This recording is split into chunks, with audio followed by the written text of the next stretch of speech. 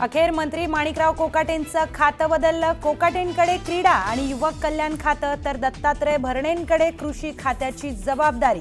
News 18 लोकमतच्या बातमीवर शिक्कामोर्तब।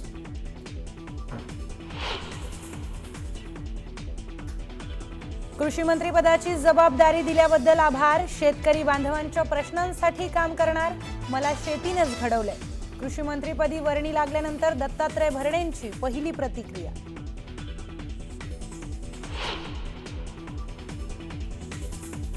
संजय शिरसाट आणि योगेश कदमांच्या राजीनाम्याच्या मागणीसाठी विरोधक आक्रमक। कोकाटेंवर कारवाई झाल्यानंतर आता शिवसेनेच्या मंत्र्यांवर कारवाई होणार का, याकडे राज्याचं लक्ष।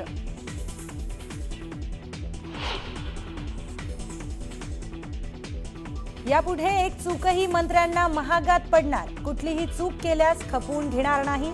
वादग्रस्त वक्तव्य करणाऱ्या मंत्र्यांना फडणवीस, शिंदे आणि अजितदादांची तंबी। वरिष्ठ सूत्रांची माहिती। पालिका निवडणुकीच्या पार्श्वभूमीवर भाजपच्या माजी खासदार आणि आमदारांची बैठक। स्थानिक स्वराज्य संस्था निवडणुकांच्या पार्श्वभूमीवर रवींद्र चव्हाणांकडून जिल्हानिहाय संघटनात्मक स्थितीचा आढावा।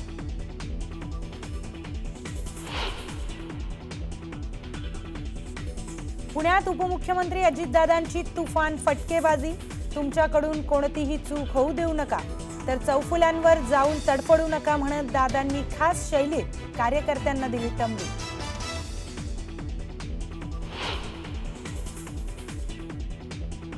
शेतकरी कामगार पक्षाचा उद्या पनवेलमध्ये मेळावा।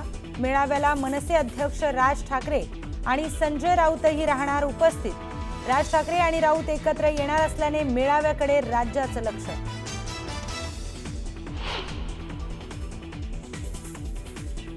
मालेगाव बॉम्बस्फोट प्रकरणामध्ये आरएसएसचे सरसंघचालक मोहन भागवतांच्या अटकेसाठी वरिष्ठांनी दबाव टाकल्याचा गौप्यस्फोट। तत्कालीन एटीएस अधिकारी महबूब मुजावरांच्या दाव्यानं एकच खळबळ।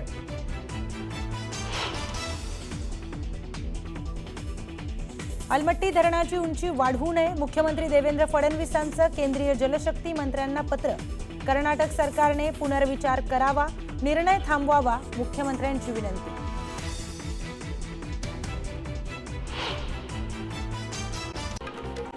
दिवसेंदिवस तोट्यात चाललेल्या बेस्ट उपक्रमानं निवृत्त कर्मचाऱ्यांचे तब्बल 493 कोटी रुपये थकवल्याची आकडेवारी समोर आलेली आहे। बेस्ट उपक्रमाकडून थकीत देयक देण्यास टाळाटाळ केली जात असल्यानं उदरनिर्वाह करायचा कसा, असा गंभीर प्रश्न बेस्टच्या 2000हून अधिक निवृत्त कर्मचाऱ्यांपुढे उभा ठाकलाय। पावसाळा सुरू असल्यानं पवना आणि इंद्रायणी नदीच्या पाण्याची पातळी गढूळतेचं प्रमाण त्यामध्ये वाढलेलं आहे। गढूळ अशुद्ध पाणी शुद्ध करण्यासाठी रासायनिक पदार्थांच्या प्रमाणाचाही वापर वाढलाय। त्यासाठी 3 कोटी 13 लाख रुपयांची रसायनं घेण्यात येणार आहेत। पुणे जिल्ह्यातील 393 पाणी नमुने मे आणि जूनमध्ये पिण्यास अयोग्य आढळल्याचं सार्वजनिक आरोग्य प्रयोगशाळेच्या अहवालातून समोर आलंय। यात जिल्ह्यातील ग्रामीण भागातील पाणी नमुन्यांसह पुणे महापालिका आणि पिंपरी चिंचवड महापालिकांनी तपासणी केलेल्या पाणी नमुन्यांचा समावेश आहे। शालेय शिक्षण विभागानं UDIS आणि सरल प्रणालीतील माहिती एकत्र करण्याची प्रक्रिया सुरू केली आहे। या निर्णयामुळे आता 7,43,000 शिक्षकांना एकाच व्यासपीठावर माहिती भरण्याची सुविधा मिळणार आहे। त्यामुळे शिक्षकांचं काम आता दुपटीनं कमी होईल। महापालिकेच्या 64 भूखंडावरील झोपड्यांचा पुनर्विकासासाठी निविदा प्रक्रियेला चांगला प्रतिसाद मिळाला असून तब्बल 136 विकासकांनी निविदा भरलेल्या आहेत। या सर्व अर्जाची पडताळणी पालिकेकडून होणार आहे, तर 5 ऑगस्टला पात्र विकासकांमधून सर्वाधिक प्रीमियम देणाऱ्या विकासकांची निवड केली जाणार आहे। हवाई प्रवाशांचा प्रवास अधिक सुखद आणि समृद्ध करण्याच्या अनोख्या उपक्रमांतर्गत भारतीय विमानतळ प्राधिकरणानं पुणे आंतरराष्ट्रीय विमानतळाच्या नव्या टर्मिनलमधील इमारतीमध्ये मोफत वाचनालय सुविधा सुरू केलेली आहे। त्यामुळे विमानाला विलंब होणार असल्यास प्रतीक्षा कालावधीमध्ये प्रवाशांना वाचनाचा आनंद घेता येणार आहे। नोकरी सांभाळून शिक्षण घेणाऱ्यांसाठी सोयीस्कर ठरणाऱ्या मुंबई विद्यापीठाअंतर्गतच्या दूरस्थ आणि ऑनलाईन शिक्षण केंद्राच्या शैक्षणिक वर्ष 2025-26 अंतर्गतच्या ऑनलाईन प्रवेश प्रक्रियेला मुदतवाढ देण्यात आलेली आहे। विद्यार्थ्यांना पदवी आणि पदव्युत्तर स्तरावरील सर्व अभ्यासक्रमांसाठी ऑनलाईन पद्धतीनं 20 ऑगस्टपर्यंत अर्ज करता येणार आहे। मिठी नदीच्या सफाई कामामध्ये झालेल्या 65 कोटी रुपयांच्या कथित घोटाळ्याप्रकरणी ईडीनं मुंबईत 8 ठिकाणी छापेमारी केली आहे। या घोटाळ्यात बनावट सामंजस्य करारपत्र सादर करणाऱ्या कंत्राटदार कंपन्यांवर देखील छापेमारी करण्यात आल्याची माहिती सूत्रांनी दिली आहे। राष्ट्रीय आयुर्विज्ञान आयोगाच्या वैद्यकीय समुपदेशन समितीनं वैद्यकीय अभ्यासक्रमाच्या पहिल्या फेरीसाठीच्या नोंदणी प्रक्रियेला मुदतवाढ दिलेली आहे। राज्य कोट्याअंतर्गत राबवण्यात येणाऱ्या प्रवेश प्रक्रियेच्या नोंदणीसाठी राज्य सामायिक प्रवेश परीक्षा कक्षाकडून 4 ऑगस्टपर्यंत मुदतवाढ देण्यात आलेली आहे। सीईटी सेलनं इंजिनिअरिंग अभ्यासक्रमाची गुणवत्ता यादी जाहीर केली आहे। कॅप प्रवेशाच्या पहिल्या फेरीमध्ये 1,44,776 विद्यार्थ्यांना कॉलेजमधील जागांचं वाटप करण्यात आलंय। त्यातील 15,852 विद्यार्थ्यांचे प्रवेश अर्ज गोठवण्यात आले। महाराष्ट्र सरकारनं खासगी वैद्यकीय महाविद्यालयांमध्ये आर्थिकदृष्ट्या दुर्बल घटकांसाठी 100% आरक्षण लागू करण्याचा आपला पूर्वीचा निर्णय मागे घेतलाय। केंद्र सरकार आणि संबंधित परिषदांनी विद्यमान जागा वाढवल्या तरच हा कोटा लागू होईल असं स्पष्टीकरण सरकारनं दिलंय। विधी 3 वर्ष अभ्यासक्रमाच्या प्रवेश प्रक्रियेचं वेळापत्रक गुरुवारी राज्य सामायिक प्रवेश परीक्षा कक्षाकडून जाहीर करण्यात आले। त्यानुसार पहिली गुणवत्ता यादी 2 ऑगस्ट रोजी जाहीर होणार असून 8 ऑगस्ट रोजी निवड यादी जाहीर होणार आहे। महाराष्ट्रातील 70 शासकीय औद्योगिक प्रशिक्षण संस्थांमध्ये इलेक्ट्रिक, ईव्ही, मेकॅनिक हे नवीन अभ्यासक्रम शिकवण्यात येणार आहेत।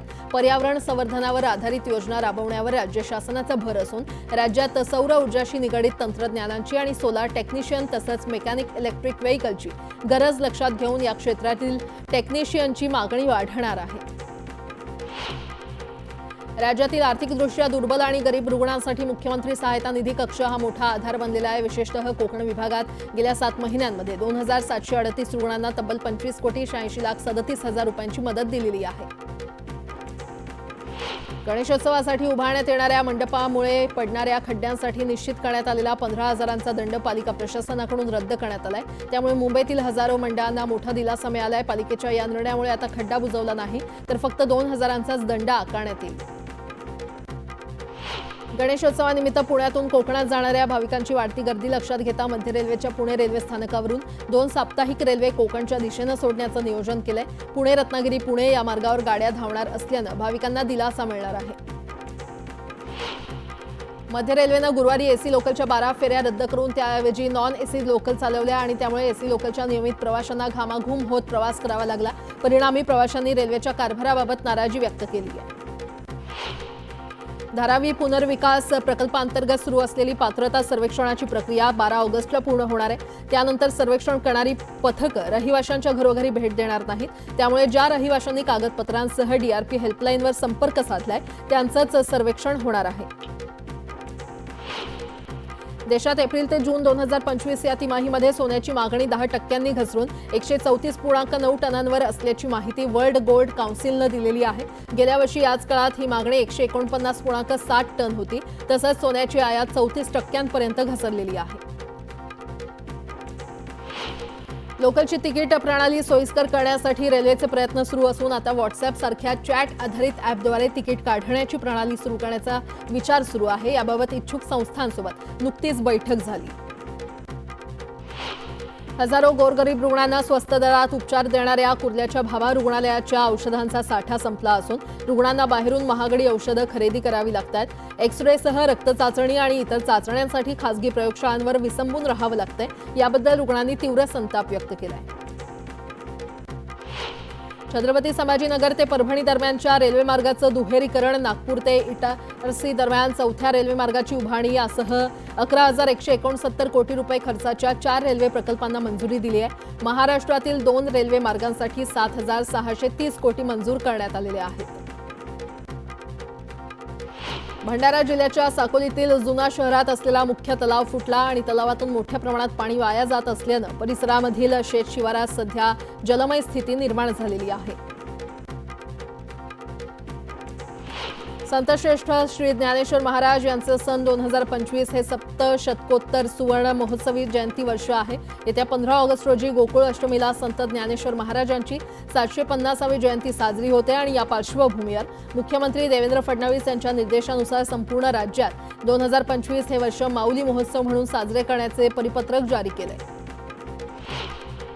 जळगाव जिल्ह्यामध्ये शेतमजूर टंचाईच्या समस्येमुळे जिल्ह्यातील शेतकऱ्यांना यंदा आपल्या शेती पद्धतीमध्ये मोठे बदल करावे लागत आहेत। यंदा अनेक शेतकऱ्यांनी पारंपरिक कापसाऐवजी मका आणि सोयाबीन सारख्या पिकांना प्राधान्य दिलंय। मात्र या पिकांमध्ये मोठ्या प्रमाणात तण वाढत असल्यानं शेतकऱ्यांनी तणनाशकाचा मोठ्या प्रमाणात वापर सुरू केलाय।